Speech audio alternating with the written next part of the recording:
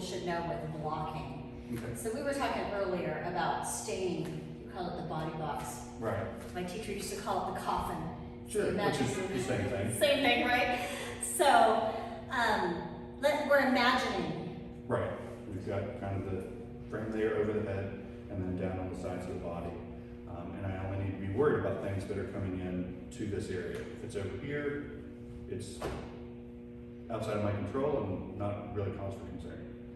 Let's say if I was going to attack and I did a strike out here, you wouldn't even move. Right. Fair enough. So let's go through a cross block. Right, let's demonstrate a correctly done cross block, just to the edge of our shoulders, and a correctly done cross block. And now let's demonstrate an incorrect cross block. We went way past our shoulders. Now let's demonstrate an incorrect one that goes way out away from your body. So I see a lot of students do this, where they're reaching out for the attack when it's not even going to hit them, like it's stopping over here somewhere. You don't want to do that either.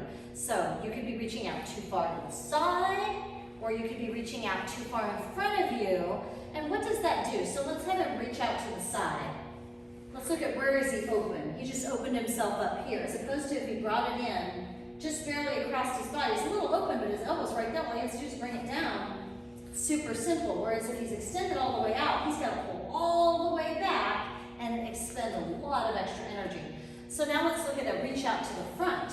Look at where he's open. Wow, everywhere. Here, here, everywhere. He just opened himself up for a major attack to come in, and if he's fighting in competition, everybody will see that. Yeah. And we've seen this especially with low blocks, when we see students that go chasing that low block, they're putting their head right in harm's way.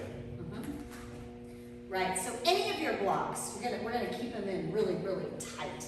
Let's do a high block, boom, and a high block. And then we'll do a middle block.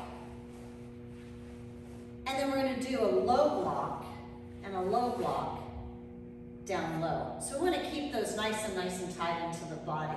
So let's go ahead and execute that with an actual punch. So he's gonna go ahead and punch.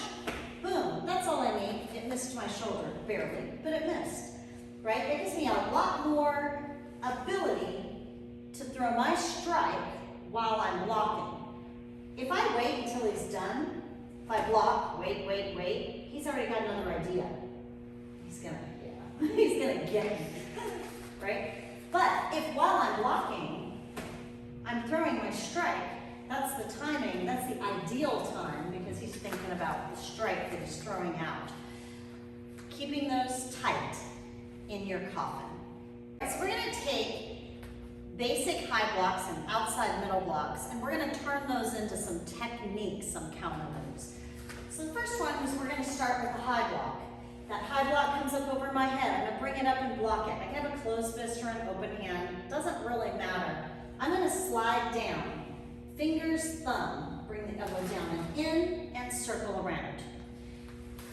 Now, there's some ways to execute this incorrectly. If I bring it up and my elbow and I'm reaching way outside of myself, he's gonna get control. He can pull away, he can kick. I'm open, I'm super vulnerable, right? But if I keep that in and tight and close, then that takes away that leg a little bit quicker. Now we're going to do a center punch. I'm going to outside block, circle around, boom, into a lock. Obviously, I'm not going to lock him and stay there. I'm going to put in some combo moves and execute some other techniques, but there's some basics.